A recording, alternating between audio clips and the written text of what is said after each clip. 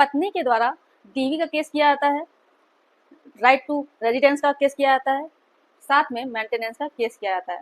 ज़्यादातर केसेस में आप सभी इस चीज़ को जानते ही होंगे कि पत्नियां क्या क्या केस करती हैं। तो आज हम जिस जजमेंट की बात करने वाले हैं इस वीडियो के माध्यम से, इसमें पत्नी के द्वारा जो मेंटेनेंस का केस किया जाता है और राइट टू रेजिडेंस का जो केस किया जाता है उसे ख़त्म कर दिया जाता है। आखिर किस लिए ख़त्म किया जाता है, क्या है वो कारण, तो ये जानकारी पूरी प्राप्त करने के लिए वीडियो पूरा अंत तक देखना होगा, बिल्कुल भी स्किप नहीं करना होगा, तभी आप सभी लोगों को अच्छे से जानकारी समझ में आएगी। दूसरा काम आपको ये करना है कि अगर आप नए हैं, चैनल में पहली बार आए हैं, वीडियो को पहली बार देख रहे हैं, तो ये आपका ही चैनल है, आप इसे सब्सक्राइब जरूर कर दें, साथ में बेल आइकन जरूर दबा दें, जिससे कि हम जो भी नई अपडेट डालें उसका नोटिफिकेशन आपके पास आता रहे और जानकारी प्राप्त करते रहें। नमस्कार दोस्तों, मैं एडवोकेट दिव्या, आपका आपके इस यूट्यूब चैनल में स्वागत है।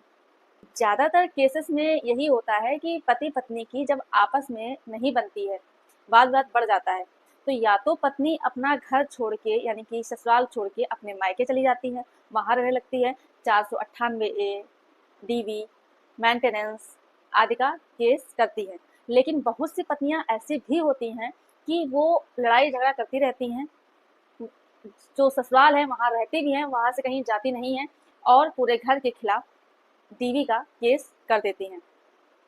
तो इस केस में भी यही होता है कि पत्नी और पति के बीच में आपस में वाद विवाद अक्सर हुआ ही करता था। इससे क्या होता है कि जो सास ससुर होते हैं यानी कि जो पति के माता पिता होते हैं, वो बहुत ज़्यादा हो जाते हैं परेशान। जब वो परेशान हो जाते हैं रोज रोज का लड़ाई झगड़ा देख करके, तो वो लोग क्या करते हैं कि अपना घर छोड़ के अपने घर के ही नज़दीक दूसरी जगह रहने लगते हैं। जबकि जो मकान होता है वो जो पति के पिताजी होते हैं उनके नाम से होता है, लेकिन जब लड़ाई झगड़ा होता है आए दिन डेली, तो इस वजह से परेशान होके वो अलग हो जाते हैं। फिर इसके बाद जब वो दोनों अलग हो जाते हैं तो पति पत्नी की फिर भी आपस में लड़ाई झगड़ा होता रहता है, फिर पति भी अलग हो जाता है।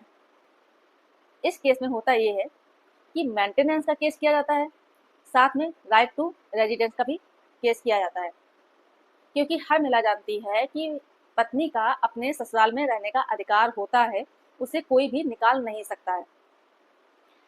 ऐसे में क्या होता है कि जब केस वो करती है तो पत्नी के पक्ष में फैसला आता है, उसको 5,000 रुपये मेंटेनेंस के रूप में देने के लिए बोला जाता है और साथ में राइट टू रेजिडेंस भी मिलता है।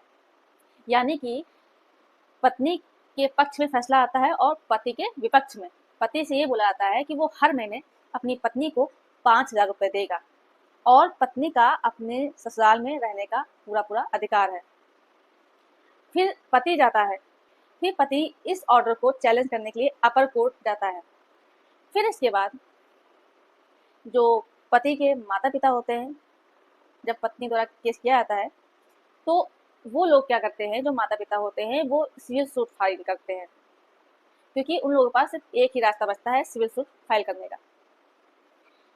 फिर सारी चीज़ें देखते हुए कोर्ट कहती है कि पत्नी अच्छा खासा कमा रही है, पत्नी वेल एजुकेटेड है, वो MBA किए हुए है, साथ में वो प्राइवेट कंपनी में जॉब भी करती थी, जिससे कि उसे अच्छा खासा पैसा भी मिलता था। और दूसरी बात उन्होंने देखी कि जो मकान है वो पिता के नाम से है, यानी कि जो पति के पिताजी होते हैं उनके नाम से मकान है, ना कि पति के नाम से। ऐसे में जो बहू है, जो पत्नी है, वो ससुराल में रहने के लिए जिद नहीं कर सकती है। तो कोर्ट ने सब सारी चीज़ें देखी, तो उन्होंने कहा कि उन्होंने पत्नी को ऑर्डर किया कि वो उस मकान को तुरंत खाली करे। साथ में जो पति के माता पिता होते हैं उनसे भी कहा कि अचानक से एकदम से किसी महिला को घर के बाहर निकालना ये अच्छा नहीं है, क्योंकि अचानक से अगर वो निकलती है तो वो कहाँ इधर उधर भटकेगी। इसलिए जब तक उसको ठीक घर नहीं मिल जाता है तब तक आप उसे इसी घर में रहने दीजिए। इस तरह से ये जो फैसला आता है पति के पक्ष में आता है। तो अगर आपके साथ भी ऐसा कुछ है, आपकी पत्नी रहने के लिए बोलती है घर में, तो ये बात सही है कि पत्नी के हक में ही फैसला आता है। ज़्यादातर कोर्ट ये बोलती है कि पत्नी अपने ससुराल में रह सकती है, लेकिन अगर पत्नी के सास ससुर के नाम से मकान है और वो अपने सास ससुर को आए दिन परेशान करती है, तो पत्नी से ससुराल में रहने का अधिकार भी खत्म किया जा सकता है। लेकिन ससुराल से बाहर निकालने से पहले ये देखा जाएगा कि पत्नी वेल एजुकेटेड है या नहीं है, काम करने का एक्सपीरियंस है या नहीं है, उसे कोई समस्या तो नहीं आएगी। अगर इस तरह की कंडीशन है, उसे कोई समस्या नहीं आती है, तो उसे घर से निकाला जा सकता है अगर वो प्रॉपर्टी सास ससुर के नाम से है और उन्हें परेशान करती है तो। लेकिन अगर वही महिला वेल एजुकेटेड नहीं है, वो काम नहीं कर सकती है, उसके पास इनकम कोई सोर्स नहीं है, तो उसे घर से बाहर नहीं निकाला जा सकता है। तो ये जानकारी आज सभी लोगों को होना बहुत ही ज़्यादा आवश्यक थी। मेरे द्वारा दी गई जानकारी अगर आपको पसंद आई हो तो वीडियो को लाइक कर दें, ज़्यादा से ज़्यादा लोगों को शेयर कर दीजिए और अभी भी अगर आपने चैनल को सब्सक्राइब नहीं किया है तो ये आपका ही चैनल है, आप इसे सब्सक्राइब जरूर कर दें। धन्यवाद।